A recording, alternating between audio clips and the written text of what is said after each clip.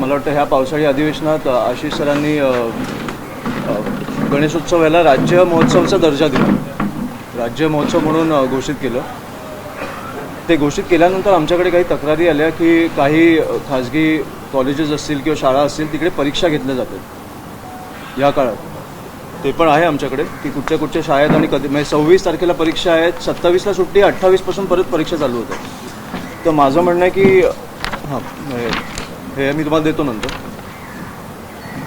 राज्य महोत्सवाचा दर्जा दिल्यानंतर मला वाटतं की अशा कॉलेजेस किंवा शाळांमध्ये हा सगळ्यांचा उत्सव आहे, त्याच्यामुळे सगळ्यांनी तो आनंदात साजरा केला पाहिजे. आपले बरेचसे लोक कोकणातून येतात, तिकडे गावी जायचं असतं त्यांना, आई वडील गेले तरी पोरगा इकडे किंवा मुलगी इकडे परीक्षेसाठी थांबली तर कुठेतरी ते तणावाचं वातावरण असतं. म्हणून आमची एवढीच मागणी होती की ह्या काळात सगळे परीक्षा रद्द कराव्या आणि सगळ्यांनी हा सण आनंदात साजरा करावा.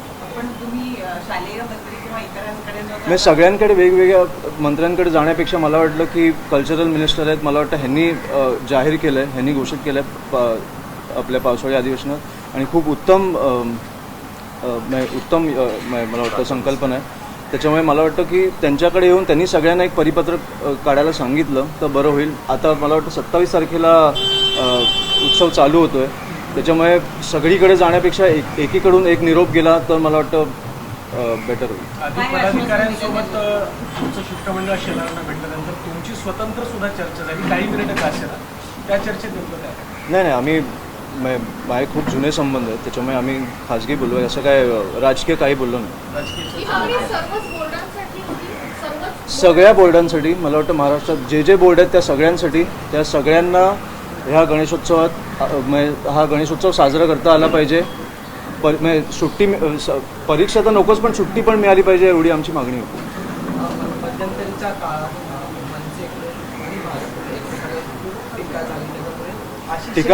आशिषला आणि ठाकरे घराण्याचं विशेष राज ठाकरे यांचे विशेष जवळीक आहे, ती दुसर झाली होती. आजच्या या भेटीमुळे पुन्हा एकदा ती वैयक्तिक जवळीक निर्माण झाली आहे का? नाही, असं मला वाटत नाही कधी असं ते दुरावले होते. मला वाटतं ते साहेब आणि आशिषला सर खूप जुने मित्र आहेत, त्याच्यामुळे ज्या टीका होतात त्या मला वाटतं राजकीय होतात, कधी असं वैयक्तिक टीका होत नाही आणि राजकीय टीका असल्याच पाहिजेत.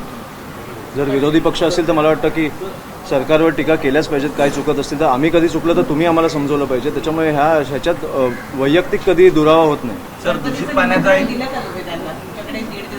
मला वाटतं साहेबांनी दिलं सध्या दूषित पाण्याचा एक विषय सरप्राईज आहे. सर, सध्या दूषित पाण्याचा देखील मोठ्या प्रमाणात पाणी पुरवठा होत आहे आणि आजार, मला वाटतं की आज आपण इथपर्यंत मर्यादित ठेवू, कारण त्या दिवशी पण साहेबांनी टाउन प्लॅनिंगबद्दल एवढं उत्तम मांडल्यानंतर तुम्ही रायनो चालवला. त्याच्यामुळे आज महत्वाचं की गेले 4-5 दिवस मुंबईत जो पाऊस पडला त्या पावसानं खूपच बेहाल झाले मुंबईकरांचे. 2,500 खड्डे हे अवघ्या 5 दिवसांमध्ये मुंबईच्या रस्त्यांना पडलेले आहेत. पालकमंत्री सुद्धा आहेत. मी अनेक वर्ष बोलतोय, ह्याच्यासाठी एकच उत्तर आहे, ते म्हणजे राज ठाकरे. सरकार आले गेले किती वर्ष बघतोय आपण, हे पहिल्यांदा नाही साचलंय पाणी. एकच उत्तर आहे, एकदा संधी द्या. नाशिकमध्ये दिली, तुम्हाला कळलं काय झालं.